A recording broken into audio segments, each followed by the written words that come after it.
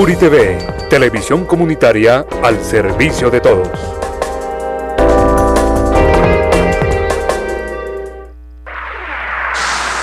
El siguiente programa es apto para toda la familia.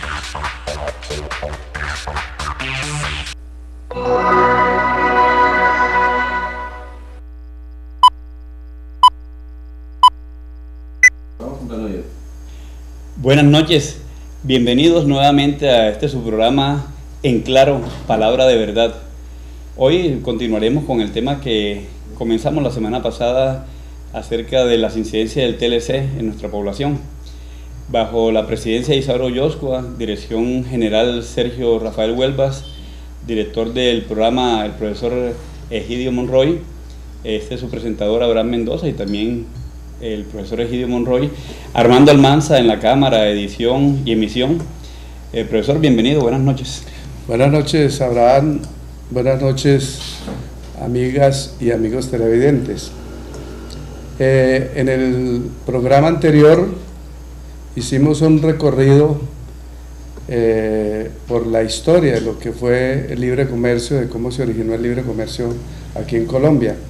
Esta vez vamos a ver también situaciones muy puntuales, lo que tiene que ver con salud, con educación, con reevaluación, con el Estado y lo que puede ocurrirle al sector de la leche, de la carne. Y para ello nos hemos valido también de unos invitados que nos van a dejar conocer su opinión.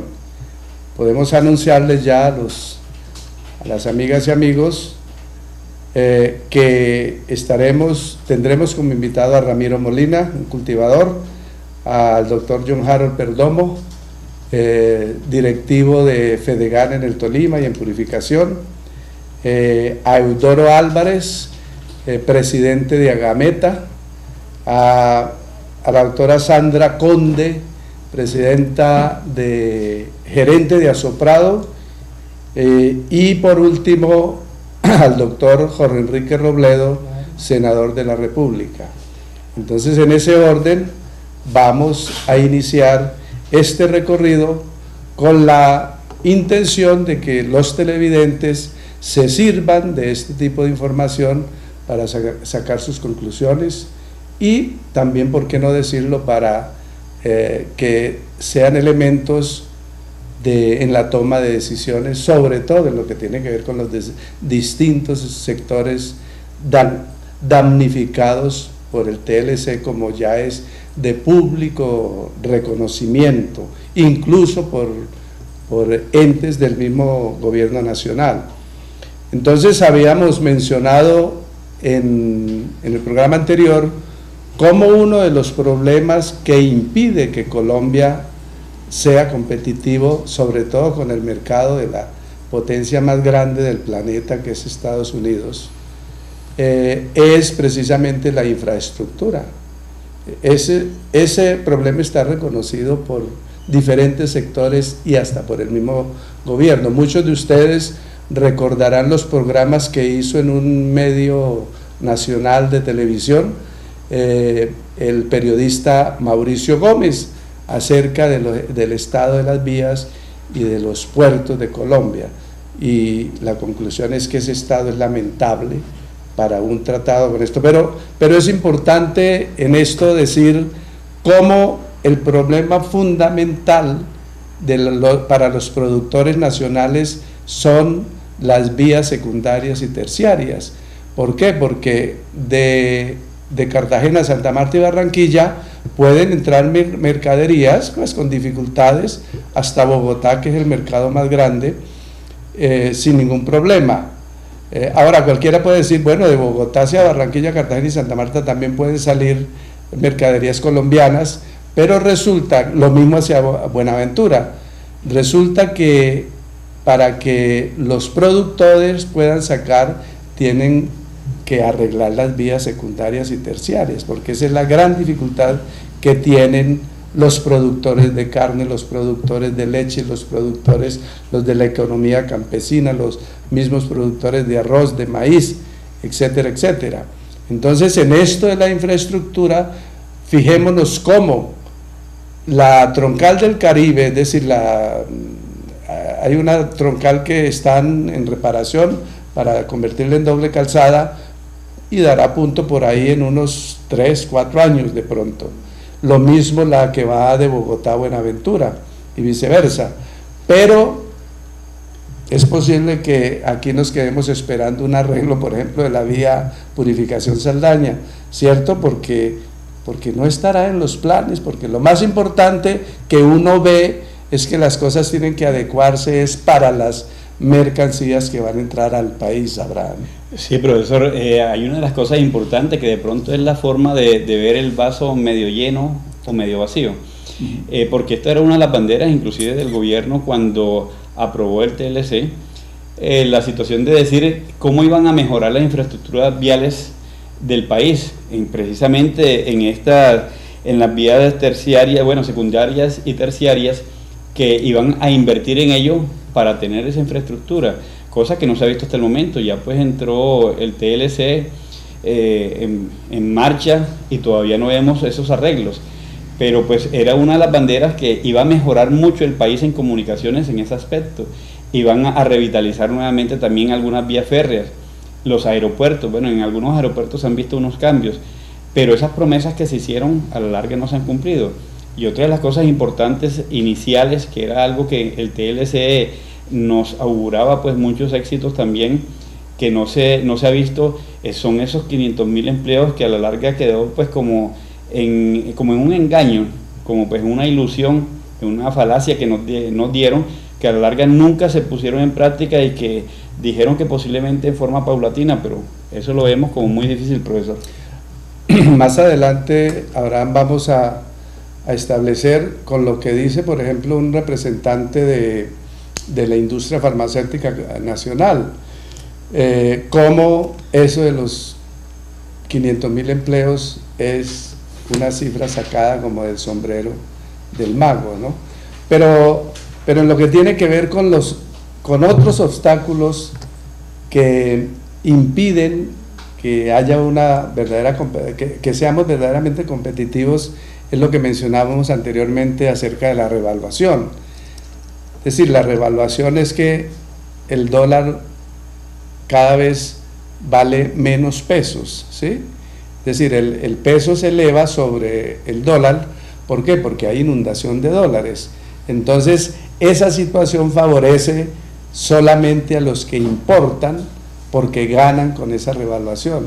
En cambio, para los exportadores, es decir, vender en dólares y venir a convertir esos dólares en pesos, hay pérdida también. A estas alturas, desde 2006 que se firmó el tratado, a estas alturas la devaluación ronda por el 30%, de tal manera que ese es un fenómeno que el mismo ministro de Agricultura reconoció como obstáculo para la competitividad. Ahora, ¿de dónde proviene eso? Decíamos en el programa anterior, los Estados Unidos emiten cantidades inmensas de dólares para inundar las economías y cuando se presentan estos tratados también de libre comercio y poder aumentar las ganancias de sus multinacionales. En algún momento se pensaría que si el peso colombiano tiende a ser igual de en valor al dólar, va a mejorar la economía colombiana. Eso es falso totalmente, porque sirve para las personas que están importando, pero los exportadores, al llevar sus mercancías a Estados Unidos, pues allá le pagan lógicamente en dólares. Cuando lo convierten en pesos acá, es poca la utilidad que tienen o nula, o de pronto va a llegar un momento en que va a ser, antes es negativo ese cambio. Entonces la revaluación en ningún momento es buena tampoco para el país con un tratado de libre comercio como el que tenemos encima. Por otro lado, profesor, algo que es muy importante, que nunca se tomó al pueblo colombiano en cuenta para aprobar este tratado. Es decir, una de las cosas que no hicieron bien desde un comienzo fue haber hecho un plebiscito, fue haber hecho un referendo, no sé qué, alguno de los mecanismos que teníamos en el país para consultar si el pueblo colombiano estaba de acuerdo o no. Pero profesor, pues pasemos a la entrevista con el señor Ramiro Molina, es un cultivador. Sí, antes yo quisiera referirme, Abraham, a a lo de la salud, es que fíjese usted cuando habla de referendo, que era una forma democrática de preguntarle a Colombia, a la nación, ¿les conviene o no el Tratado de Libre Comercio? Y con seguridad que de otras cosas estaríamos hablando. Fíjense nomás en salud.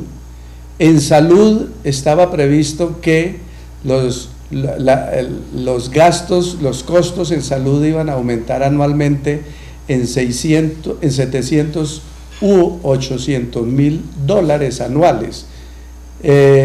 Pero gracias a que este sector dio la pelea, por lo menos a nivel de industria farmacéutica, que incluso lograron que interviniera la Iglesia Católica, fueron a Estados Unidos, dieron la pelea aquí, el gobierno no les atendió su estudio, fueron a Estados Unidos y con la Iglesia Católica de Estados Unidos, eso en palabra de Emilio Sardi, incluso dirigente de Tecnoquímicas, y lograron allá que los demócratas consideraran su estudio y lograron que por lo menos eso que iba a aumentar la mortandad en Colombia en 30 o 40 mil muertos, 20 o 30 mil muertos al año en razón de lo caro que se pondrían los medicamentos. Entonces eso se logró sacar de lo mandatorio del tratado y se dejó como algo opcional. Es decir, eso está ahí pendiente, ¿no? Si las multinacionales farmacéuticas consideran que pueden volver a meter eso y exigir eso, pues entonces lo exigen. AFIDRO, que es la asociación que agrupa a las multinacionales farmacéuticas, cuando se intentó regular los precios, no liberarlos, regular los precios, de una vez puso el grito en el cielo y dijo a AFIDRO: si señores gobiernos modifican los precios, ustedes están violando ya el Tratado de Libre Comercio. Eso en salud, que como decía usted, un referendo, pues para que la gente pudiera decir, si eso va a significar que los medicamentos se van a encarecer, pues no nos gusta ese tratado, ¿cierto? Sí, profesor. Son muchos de los aspectos que vemos que han sido hasta ahora no beneficiosos para el pueblo colombiano.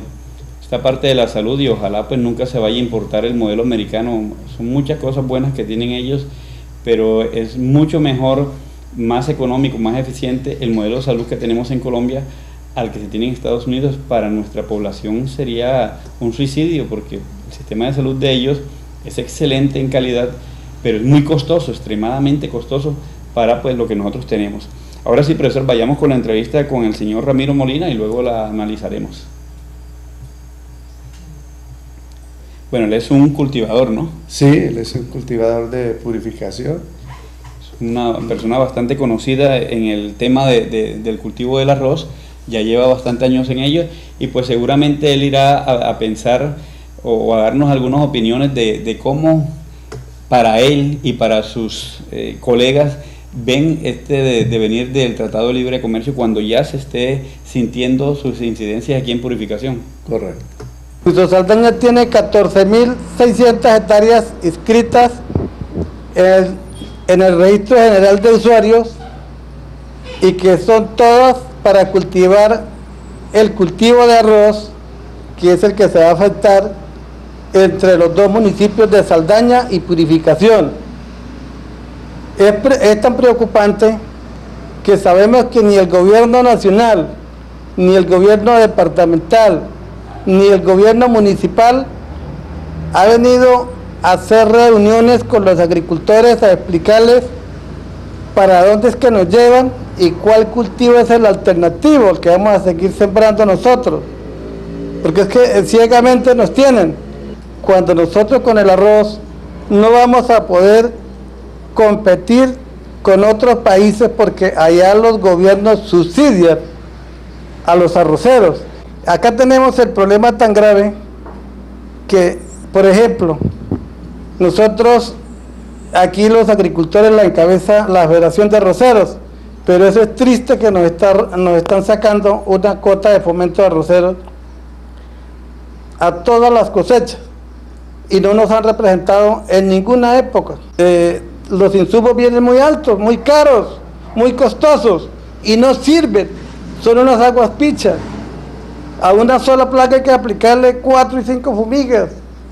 El Banco Agrario le presta la plata a las empresas de ventas de insumos y a las empresas molineras, y ellos nos están cobrando 3 y 4 veces más los intereses, y además todos estos insumos que nos están vendiendo a nosotros es para que nosotros se nos acumule una cuenta muy grande, y más adelante cuando se recolecte la cosecha no se pudo pagar la deuda, y entonces están recogiendo las parcelas. El gobierno nacional ha venido detrás persiguiendo a los agricultores, a los productores. A él no le interesa, nosotros los productores, los que estamos trabajando ciegamente en el campo, luchando de 6 a 6, sin ningún seguro. Aquí en Saldaña y Purificación estamos perdidos con el problema de la batería, y ahora llega el TLC el 15 de mayo y nos acaba de rematar. Bueno, hemos escuchado al cultivador Ramiro Molina, quien es uno de los cultivadores que ha estado en esta brega de la defensa del arroz, con muchos otros que se han dado, como se dice coloquialmente, la pela en defender este renglón de la economía tolimense y purificense. Ramiro hace algo importante, y es que resume cómo encuentra el TLC el arroz de Purificación y Saldaña. Es decir, la problemática general, el abandono gubernamental al sector, el problema fitosanitario con lo de la bacteria, que hoy por hoy se llama baneamiento de la espiga, pero no se sabe si es una bacteria o es el clima. Bueno, los créditos también, que mejor dicho, la atención es hacia los bancos, hacia los molinos, y no al productor primario. Pues los subsidios al arroz extranjero que va a entrar, pues que todos sabemos, como decíamos anteriormente, cómo Estados Unidos, si necesita meter más arroz a Colombia, más allá de las 79.000 toneladas pactadas, pues simplemente le aumenta los subsidios a los agricultores, al comercio, pues, para que pueda salir de la superproducción que tienen allá de arroz. Entonces, hay un aspecto también que quiero resaltar en lo que ha dicho Ramiro, y es que ha convocado a una reunión que precisamente se refiere al hecho de que hay necesidad de que a cada uno de estos programas que vamos a hacer, en el próximo será, por ejemplo, la salud, pero para tenemos para el 31 el foro en la Casa de la Cultura sobre el TLC. Esa invitación le estaba haciendo el cultivador Ramiro Molina, que también se exige, pues, que el gobierno nacional, el gobierno departamental y el gobierno municipal tomen medidas para defender este renglón del que vive, yo creo que alrededor de 25.000 familias surtolimenses, pues, de manera que ahí está, queda en el tapete, pues, en la mesa, lo que acaba de decir este cultivador, que siente en carne propia todas estas dificultades. Bueno, no es fácil, viendo lo que se avecina para ellos, tener como una perspectiva agradable de lo que les va a venir. Pues todos ya están esperando, pues, lo peor. Lo único dentro de esto es que es paulatino, no es que va a ser de una vez, sino que es paulatinamente, pero ellos también tienen que ir buscando algunas formas, algunos cultivos alternativos o algunas otras formas de vida, porque vemos que el gobierno colombiano no protegió a estos cultivadores, ni con subsidios, ni con otras alternativas. Se les dijo, va a venir un TLC, prepárense, pero eso no fue lo necesario, no era lo que debía haber sido para ellos, algo que fuera, que realmente se les subsidiara, que se les apoyara a ellos esto que se les avecina. Por un lado, pues, el Tratado de Libre Comercio, y por otro lado la parte de las plagas. Pues son una cantidad de factores que los han atacado a ellos fuertemente y de frente. y el que viene va a ser el peor de todos. De todas maneras, profesor, también miremos pues que dijo Mincomercio, una declaración que dio, pues a ver ellos cómo desde su perspectiva de gobierno, qué tienen que decir acerca de este punto en el TLC. En el caso de Estados Unidos es una gran noticia porque representa la oportunidad para que Colombia, a partir del 15 de mayo, el 100% de los productos colombianos en materia industrial, la gran mayoría de los productos agrícolas colombianos puedan entrar al mercado americano sin pagar aranceles. Esto es, nos quitamos el problema de los aranceles, los sufrimientos que vimos, por ejemplo, el año pasado cuando el APDEA se interrumpió y nuestros floricultores, nuestros textileros, nuestros confeccionistas vivieron más de 9 meses pagando aranceles para poder entrar al mercado americano, compitiendo con países que producen lo mismo que Colombia, pero que estaban entrando en condiciones preferenciales al mercado americano. Esto protege el empleo colombiano, pero además le da perspectiva de crecimiento a la exportación colombiana y al empleo colombiano a partir de ahí. Esperamos, como dijo el presidente en la rueda de prensa hoy, que se generen más de 500.000 nuevos empleos.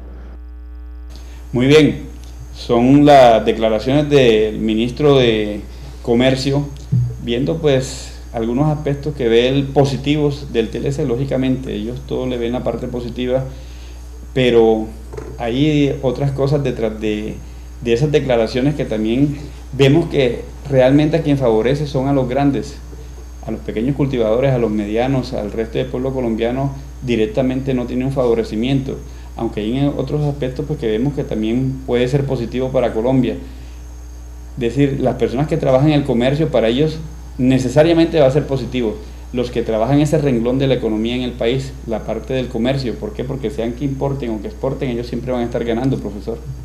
Sí, efectivamente. Más adelante vamos a mirar cómo uno de los representantes de un gremio de los perdedores desmiente o contradice un poco lo que ha dicho el ministro. Mientras tanto, vamos a un corte. Si te gusta la emoción, el deporte, la adrenalina, que no te pase esto. Entonces corre a cancelar los primeros 5 días de cada mes tu mensualidad en Litepuri. Evita cortes innecesarios y conecta tus sentidos con la mejor televisión del mundo. Calma tu sed de vivir con Agua Vida, 100% natural, agua potable ultrafiltrada, libre de contaminantes químicos y patógenos, 3 capas de protección. Informes y ventas al 2281-287, carrera sexta número 5 a 30, Barrio El Puerto, empacada por Alpes H2O. Después de abierta, consumas en el menor tiempo posible.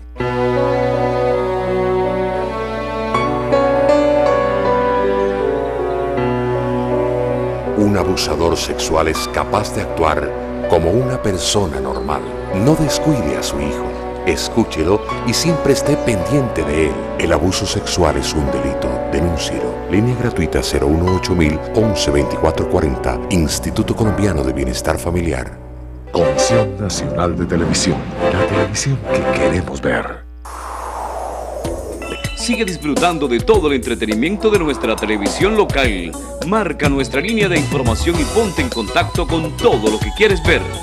Eventos, farándula, deportes, música, noticias, humor, animados y mucha variedad. Puri TV, televisión al servicio de todo.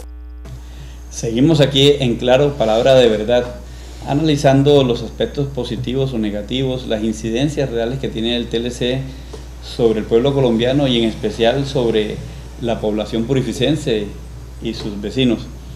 Vamos a ver una entrevista especial que hicimos con el señor John Harold Perdomo, quien es el coordinador del proyecto local de Fedegan. Vamos a ver qué nos dice él, cómo incide esta problemática en la parte del ganado, tanto en la parte de producción de carne, de leche, etcétera. Miremos a ver pues qué nos dice él al respecto. Pues sí, la verdad, Sergio, hay bastante preocupación por el gremio ganadero de la región y de todo el país, como lo han manifestado los diferentes representantes o dirigentes gremiales, en cabeza del doctor José Félix Laforía, el presidente ejecutivo de Fedegan. Pues sí, la verdad, desafortunadamente, ese tratado de libre comercio fue mal negociado por el gobierno de turno. Entonces, desafortunadamente se va a afectar negativamente, ya que la mayoría de nuestra ganadería, hablamos de aquí en nuestra región, son minifundios. Aquí, por ejemplo, en el municipio de Purificación hay 405 predios ganaderos, de los cuales 309 son menores de 50 animales, y el resto, que son 95, son mayores de 50 animales, pero son considerados medianos ganaderos porque son hasta 500 animales. Desafortunadamente la ganadería nuestra es una ganadería atrasada, muy rezagada, muy tradicional, donde el ganadero no tiene su finca como una empresa ganadera, no lleva administrativamente registros, no ha aplicado tecnología, no somos competitivos. Entonces estamos en una gran desventaja desde ese punto de vista.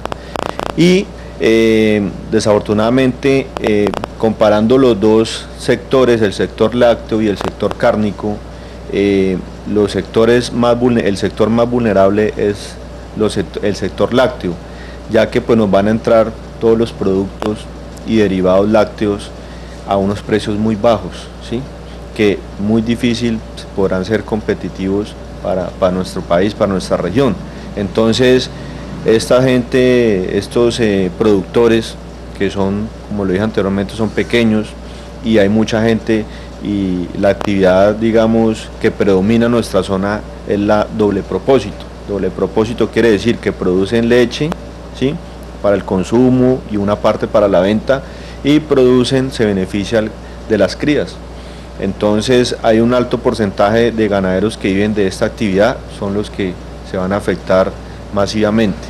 Para el tema de la carne, tenemos una ventaja, que son los precios. Los precios de producción de carne en Estados Unidos son muy altos, por lo tanto la carne es costosa. Y pues es una carne producto de mucho suplemento, de mucho químico, de mucha hormona, ¿sí?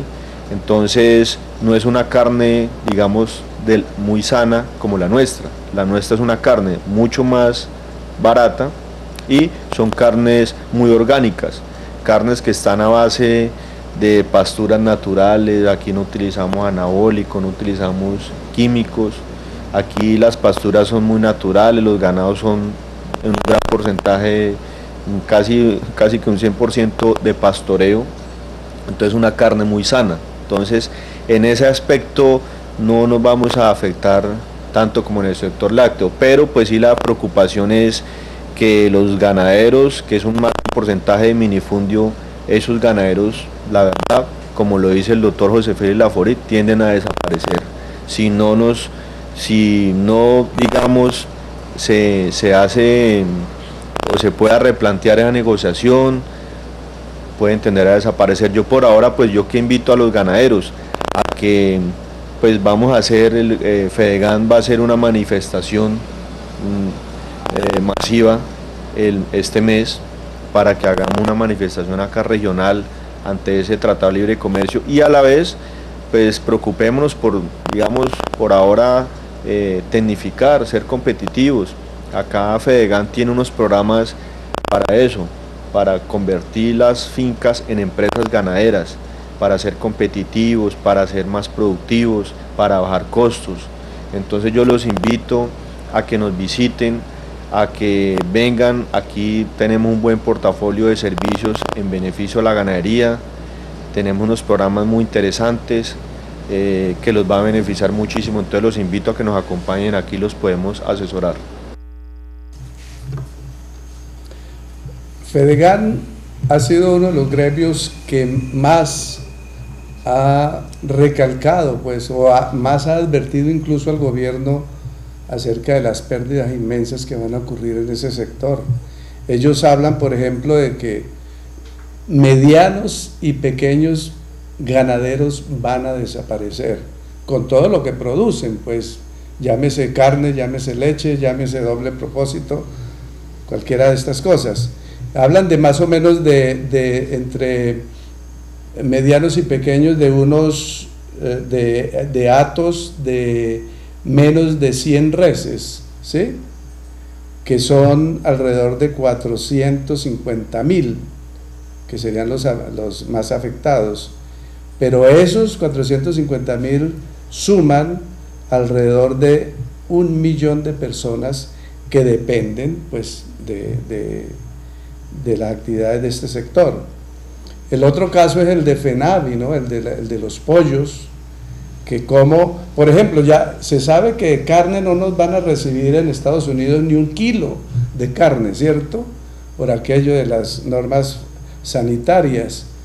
Otra cosa que dice Fedegan es que los estudios muestran que tanto el INVIMA como Corpoica como el ICA solo estarán en capacidad de resolver este problema sanitario, de garantizar la inocuidad de estos productos solamente por allá en el año 2018. Estamos bien lejos. Pero de todas maneras, los de FENAVI, por ejemplo, el presidente de FENAVI dice que se genera allí 1 millón de empleos también. Es decir, estamos hablando de sectores que entre los dos suman 2 millones de personas que dependen de ese sector y que están en peligro de desaparecer, y los 7 billones de pesos con que significa la producción avícola en el país.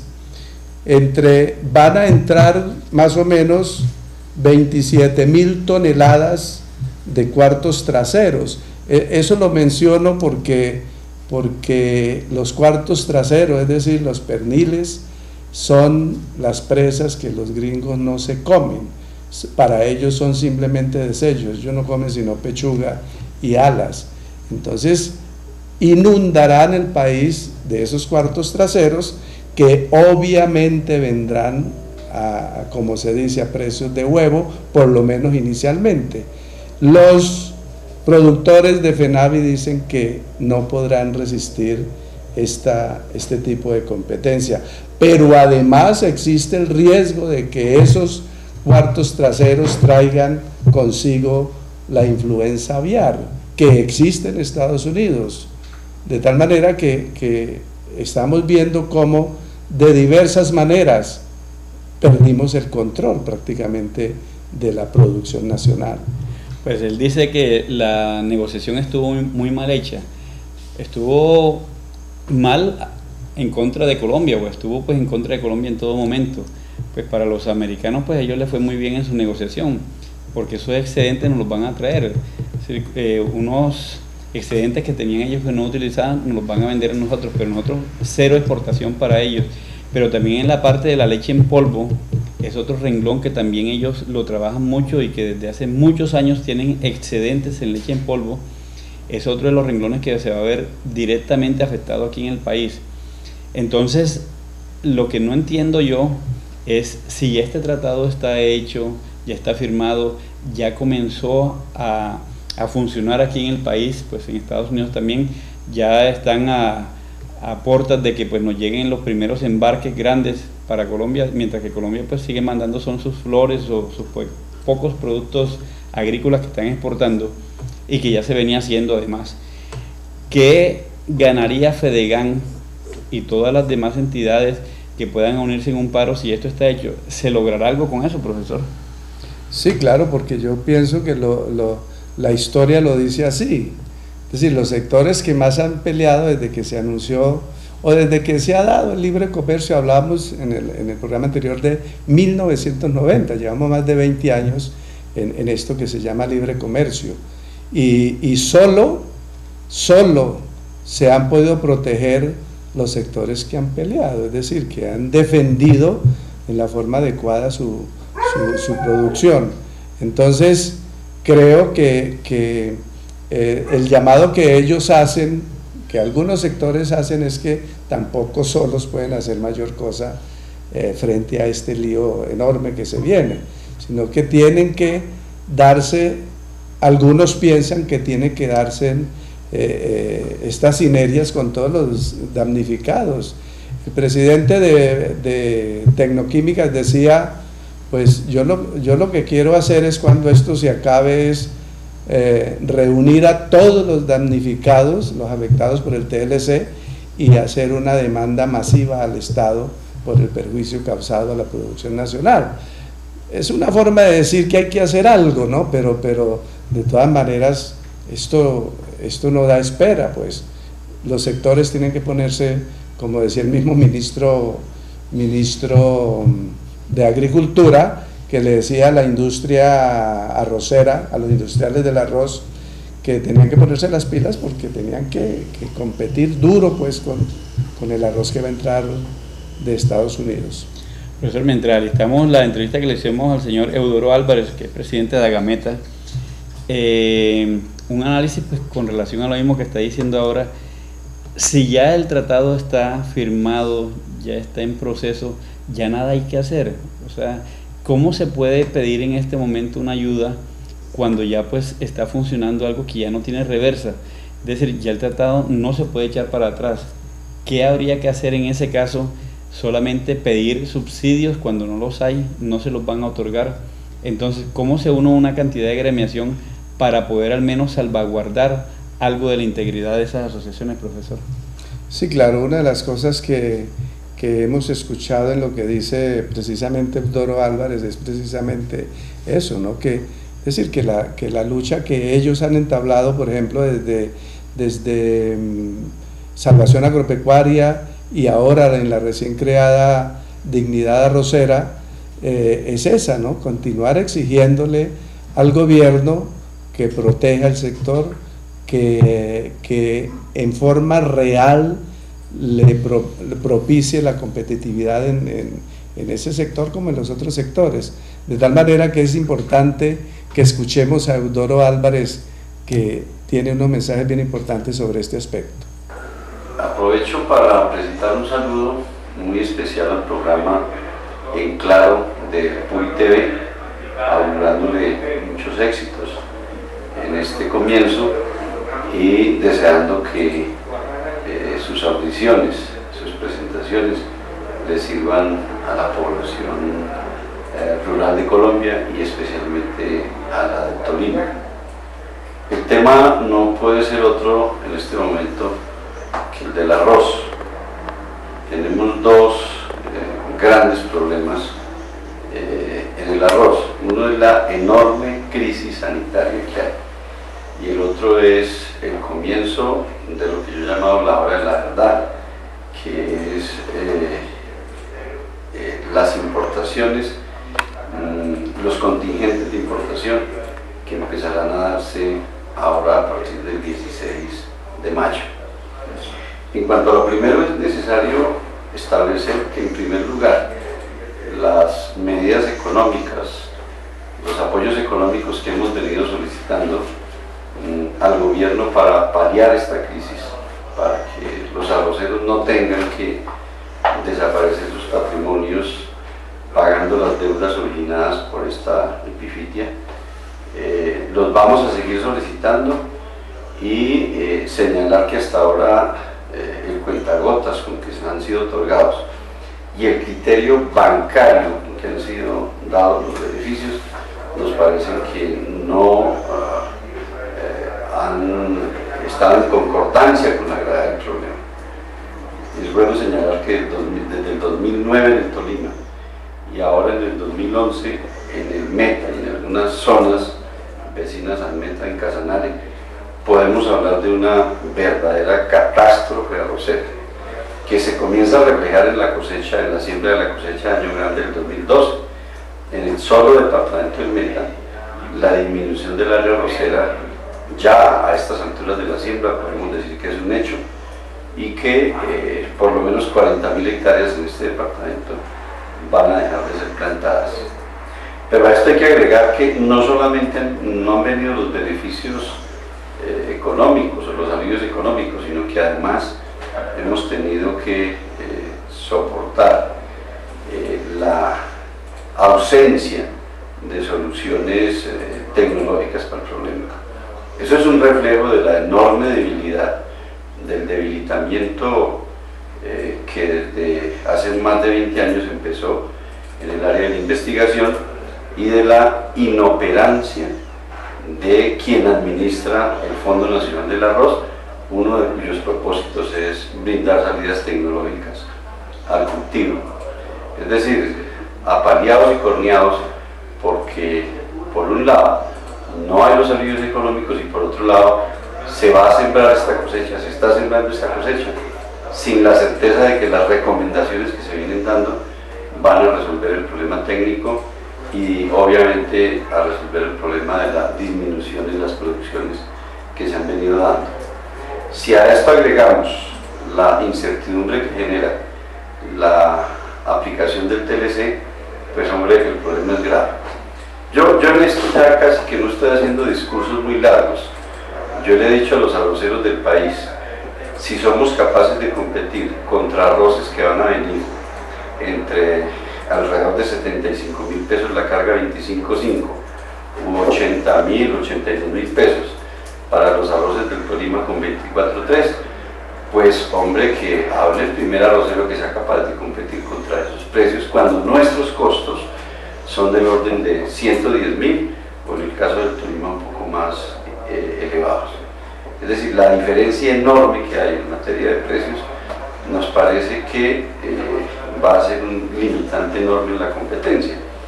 Con un agravante en esto, y es que nosotros no somos unos productores pues quedados del todo en la parte de productividad y eficiencia en finca, pero si nosotros tenemos que competir con unos subsidios internos que tienen los productores norteamericanos, que bordean casi la mitad del precio con que llegan al mercado internacional, pues es muy sobado. Si estuviéramos peleando hectárea a hectárea y grano a grano, creo que hasta les podríamos vender arroz a los norteamericanos. Esa es una realidad que nosotros tenemos que tener en cuenta, porque la salida que algunos dirigentes arroceros que manejan la cuota de fomento arrocero, de creer de que solamente aplicando tecnología vamos a resolver el problema, es un grave error. La diferencia en costos referidos a los precios a los que vendrá ese arroz son del orden de 1.300.000 pesos. Es decir, díganme en qué segmento de la producción del arroz, si es en la preparación, si es en la semilla, si es en el desarriendo, si es en la fertilización, si es en el transporte, en dónde vamos a obtener esas diferencias astronómicas y sobre todo tan rápidamente. Aquí está haciendo crisis una imprevisión que se tuvo, primero al negociar unas condiciones para el arroz, en donde supuestamente por el plazo que nos daban para resolver el problema en los próximos 19 años, nosotros íbamos a tener cómo hacerlo. Creo que en el 2006 que se firmó el tratado, hasta ahora han habido fracasos estruendosos en esa materia, como el de la agenda interna. Es que la agenda interna terminó hasta con el ministro de Agricultura en la cárcel por los desafueros que cometieron con esos dineros. Y yo realmente no veo llegar a la base arrocera los nuevos recursos del DRE que reemplazó al mal recordado agro ingreso seguro. Entonces en esta materia me parece que nosotros decimos a dónde está la agenda interna, cuáles son las nuevas variedades, en qué nivel de productividad tenemos esos materiales, a dónde está la tecnología que nos permite, a dónde están los recursos para poder ampliar nuestra productividad y sobre todo cómo hacemos para superar una diferencia que no se da en el campo de la productividad sino se da en el campo de la política, porque los subsidios son política. Y si a eso agregamos la desventaja que tenemos en materia de tasa de cambio, pues obviamente que la situación es desesperada. Por eso nosotros estamos llamando, primero que todo, a que entendamos que el problema es grave. Segundo, a que realmente nos organicemos y nos unamos para hacer un frente común arrocero ante el gobierno nacional. Y en cuarto lugar, para entender que el problema del enfrentamiento del TLC no es un lío arrocero únicamente.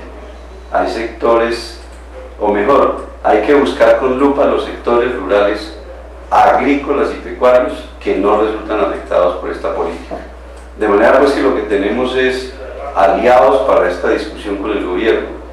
Y esto obviamente requiere decisión por parte de los productores arroceros, requiere entablar relaciones con otros sectores de la producción, yo creo que hay que hablar con los ganaderos, yo considero que hay que hablar con los avicultores, pienso que hay que hablar con los lecheros. Yo creo que las conversaciones con los cafeteros tienen que ponerse a la orden del día.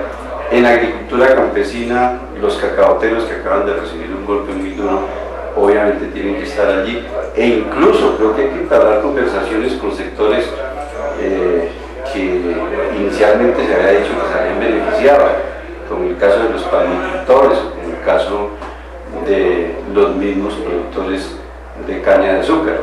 Es decir, el frente que tiene que hacerse en el campo rural frente a este problema del Tratado de Libre Comercio es suficientemente amplio como para que pensemos que los arroceros no nos vamos a resolver el problema. Este es un lío que lo podemos resolver en la medida, podemos enfrentar exitosamente en la medida en que podamos unir buena parte de la población. Y me refiero no solamente a los productores en sí, es que uno va a los municipios arroceros, y que son 222 municipios, mira la población que hay ligada a ese tipo de producción, los empleos que se generan de manera directa y de manera indirecta, los mismos municipios en sus aspiraciones de recaudación de impuestos. Si el arroz se viene abajo, pues obviamente hay algunos que pierden hasta viabilidad. Hay sectores del artesanado, de la pequeña industria, del pequeño comercio, de la distribución de combustibles, del transporte, los pequeños talleres o talleres medianos que atienden nuestra maquinaria y nuestras necesidades en materia de reparaciones de los vehículos, etc. Yo creo que aquí hay mucha gente que resulta perjudicada con este problema. Entonces, el llamado que estamos haciendo nosotros es a que organicemos un gran movimiento de resistencia arrocera. Nos parece que un buen inicio es la constitución del Movimiento Nacional por la Dignidad Arrocera, que agrupa un poco más del 75% de la producción arrocera concentrada en los distritos de riego del Huila, del Tolima, en la producción arrocera de Almete y Casanare, y en algunos otros distritos como el del Zulia, que están dedicados básicamente a producir arroz. Yo he estado analizando con algunos amigos las posibilidades que nos dice el gobierno en materia de reconversión de la producción. Esto tiene dos líos, y es que la reconversión sería hacia cultivos perennes, en donde una condición indispensable para la reconversión es la propiedad de la tierra. Yo pienso que excepcionalmente alguien arrienda la tierra a 25 años, que es el promedio de duración de estos cultivos permanentes. En segundo lugar, hay necesidad de tener músculo financiero. Uno no puede sostener una producción solamente invirtiendo los 4, 5 o 6 años con que se requiere surtir esos esfuerzos. Y adicionalmente, ¿a dónde están los recursos destinados a eso?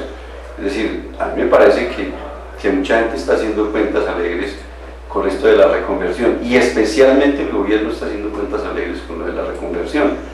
Frente a realidades como las de la invasión del mercado interno por parte de la producción extranjera, nos presentan posibilidades, nos presentan ilusiones en torno a las frutas, en torno a las hortalizas, en torno a una serie de productos en donde cuando uno va a ver y hacer las cuentas se encuentra con que primero no hay paquete tecnológico, con segundo no está claro el problema de la sanidad para poder llegar a esos mercados que están abiertos.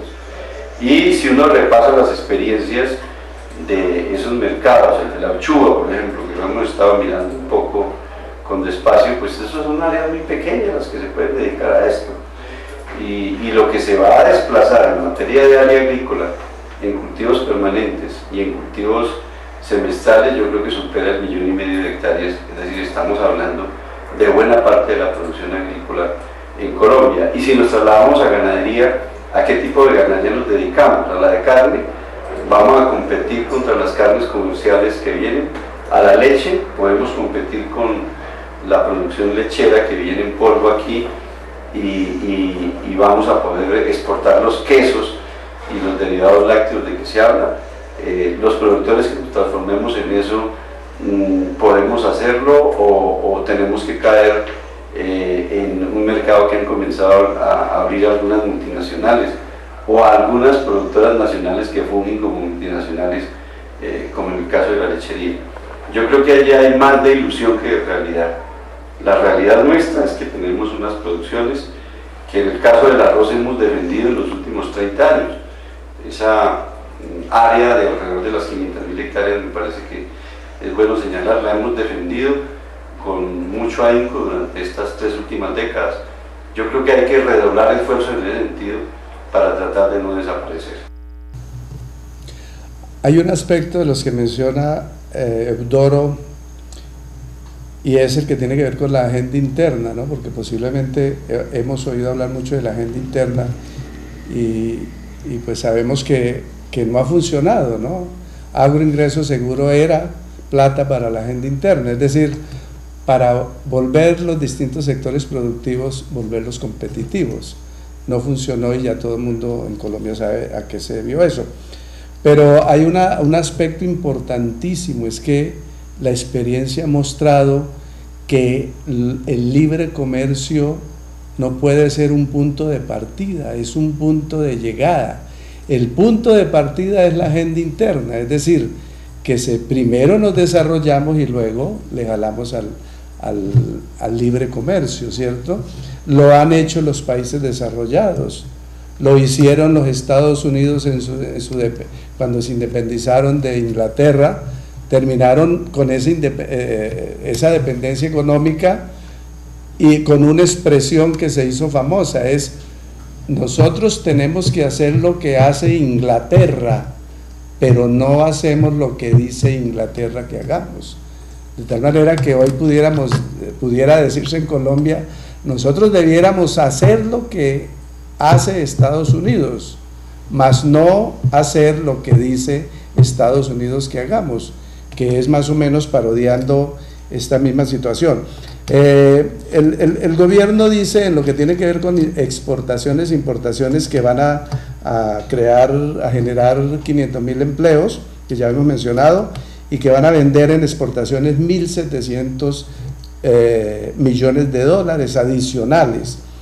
En Estados Unidos los estudios que han hecho dicen otra cosa, dicen van a exportar, van a venderle a Colombia 1.100 millones de dólares y van a recibir, van a comprarle a Colombia solo 500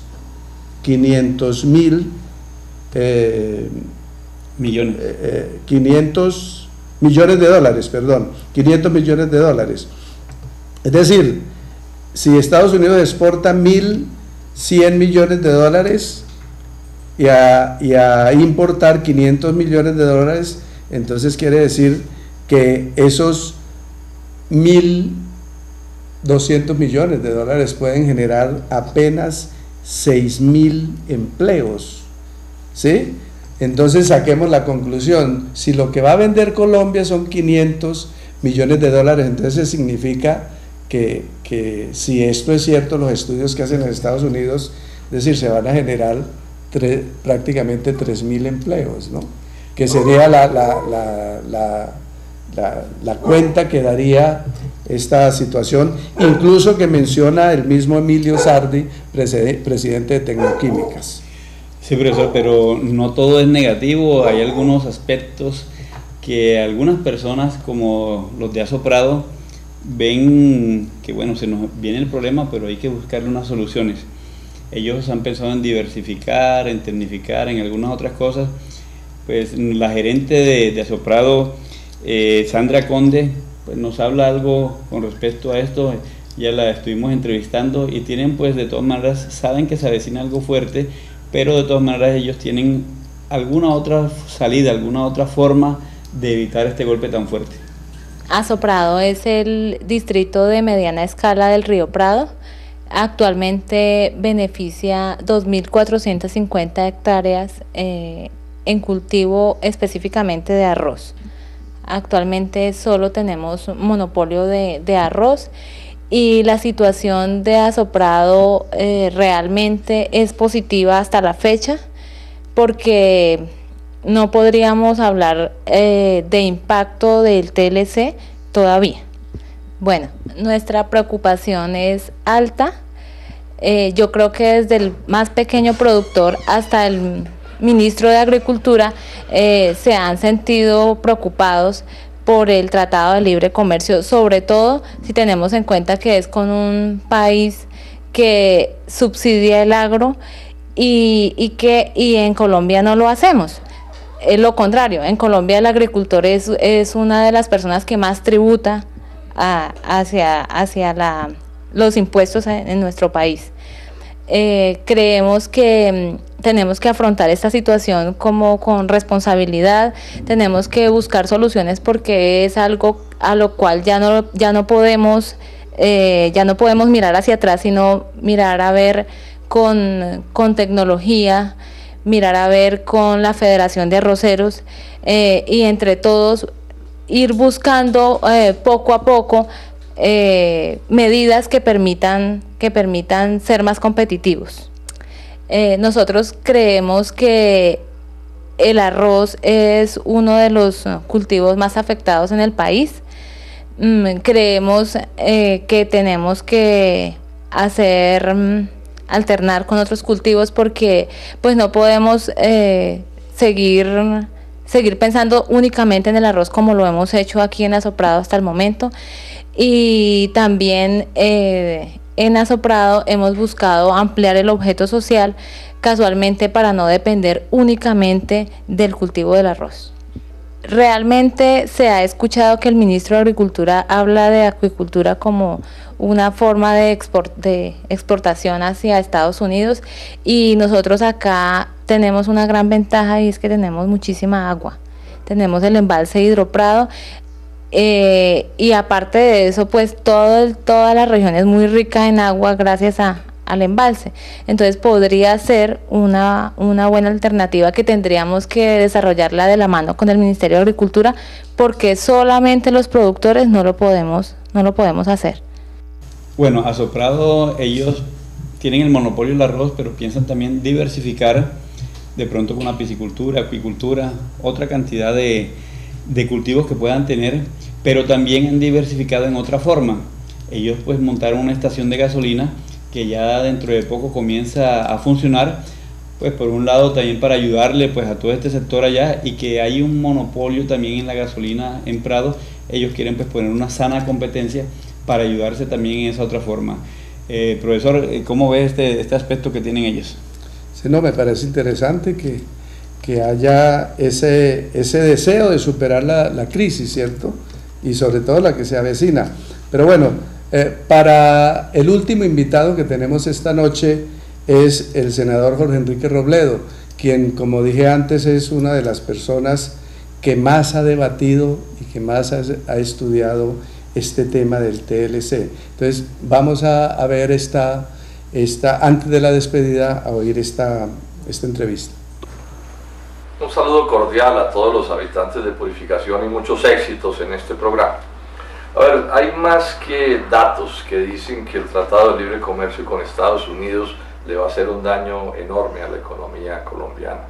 Y va a haber sectores más afectados que otros. Uno de los sectores más afectados sin duda va a ser la producción de arroz. Esto lo hemos explicado en gran cantidad de ocasiones. Si hoy hay arroz en Colombia es porque no se le han aplicado las políticas del libre comercio. Esas fueron las luchas de salvación agropecuaria que, recordemos, dirigió el doctor Ángel María Caballero. Sin eso ya el arroz estaría en una crisis profunda.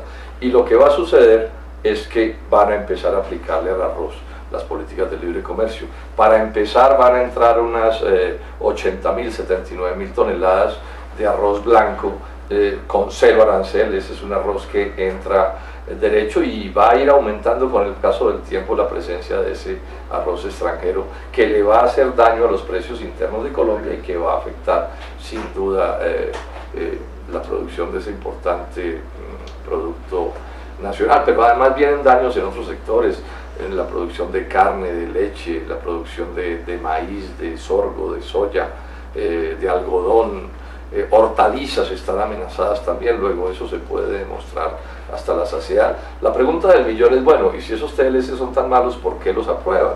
Y la explicación es bien simple, son malos para los colombianos, para nosotros, los obreros agrícolas, los campesinos, los empresarios incluso, pero son muy buenos por supuesto para los productores norteamericanos, para las grandes transnacionales que hacen la importación, para los banqueros de Estados Unidos, los productores de maquinaria, etc. Y en Colombia, y esto a veces se nos olvida, pues ganan unos cuantos criollos, unos cuantos nativos vinculados con esos intereses extranjeros, personas que separan su suerte personal de la suerte de la nación, personas cuyo negocio es sacarle jugo a las astucias de los productores y del capital financiero transnacional. Esa es la explicación de fondo de lo que está ocurriendo. Sin embargo, también digamos esto, la lucha no termina aquí. Esta lucha con el libre comercio va a ser una lucha que va a seguir todo el tiempo mientras logremos que en Colombia haya políticas nacionalistas de respaldo auténtico a la producción nacional, de consideración por la suerte de los campesinos, de los obreros agrícolas, de nuestros empresarios, y que el país no esté bajo el control de los intereses extranjeros y de unos cuantos criollos que se benefician de esas circunstancias. Cuenten que ahí hay unos que seguiremos, mis queridos habitantes de Purificación y de todas estas regiones, hay unos que seguiremos defendiendo 4 grandes ideas, y en eso no vamos a transigir. Vamos a defender la producción nacional, industrial y agropecuaria, incluida por supuesto la del empresariado, la de los campesinos, la de todo el mundo. Defender el trabajo y la vida del pueblo y de los trabajadores. Colombia no puede salir adelante si siguen empobreciendo a los de abajo. Es una vergüenza que seamos el tercer país del mundo más desigualmente, desigual socialmente hablando de la tierra. Eso es una verdadera vergüenza. Luchamos también, y hay que seguir luchando por una democracia que de verdad garantice que las cosas funcionen como deben ser en Colombia, repudiando por supuesto el uso de la violencia como mecanismo de resolver las contradicciones, y defensa de la soberanía nacional. Hay que relacionarnos con Estados Unidos y con Europa y con China y con todo el mundo y con Corea, pero no en relaciones de mula y jinete, no en relaciones de vasallo. Estos tratados nos llevan a una condición parecida a la que tuvo Colombia con la corona española, la Nueva Granada que se llamaba en esos días, y eso no es bueno.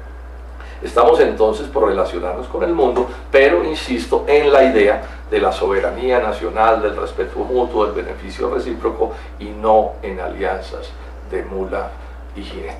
Nuevamente les deseo que tengan el mayor éxito en programas como este, y que sigamos pues interesados todos en la idea de unir a este país, como debe suceder a todos los sectores sociales de este país, para encontrar una solución a sus gravísimos problemas y hacer la Colombia amable y democrática y progresista que todos deseamos.